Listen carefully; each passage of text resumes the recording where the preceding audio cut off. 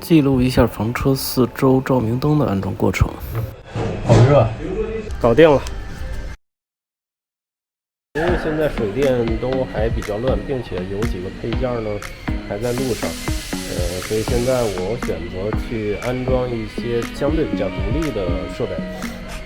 然后这块就是我之前买的这个灯，因为我这套电路设备我是用的48伏的锂电，所以我买 LED 灯也是选的48伏电可以使用的。这样的话它相对的电流就会小很多，安全性也会好。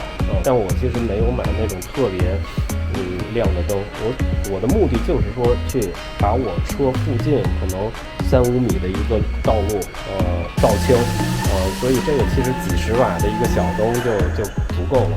我买的都是比较小的这种灯，可以看一下，这种其实已经算大的了，这种小的灯，而且它是可以调方向的，我会尽量把这个方向往下照。这样的话也不会影响说对面行驶过来的车辆，因为经常有的时候在国道上行驶的时候，尤其那种大货车，它这个灯很亮，对向行驶的车辆来说是很不负责任的。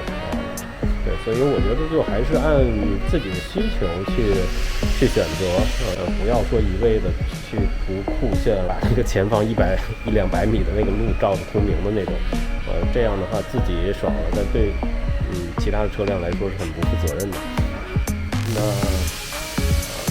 说到安装位置呢，我会这边我会安一个，然后呢这个门的上面这个位置我也会安一个，还有就是这个位置也会安一个，这样的话它正好和这个窗口是对应的嘛。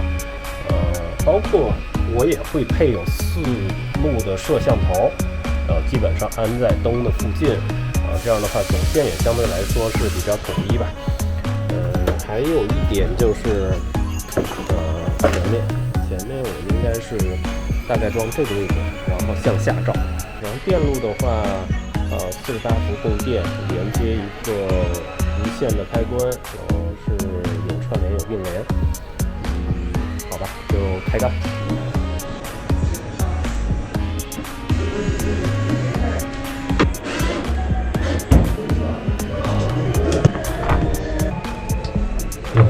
好热。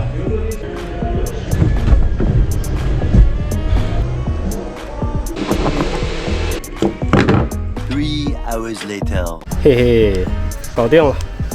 其实这连接还是挺麻烦的，尤其是线越多它会越麻烦。后续布线的整理其实还是一门艺术吧，我觉得。看才20多瓦。拍一下这个几个灯，都是遥控控制的。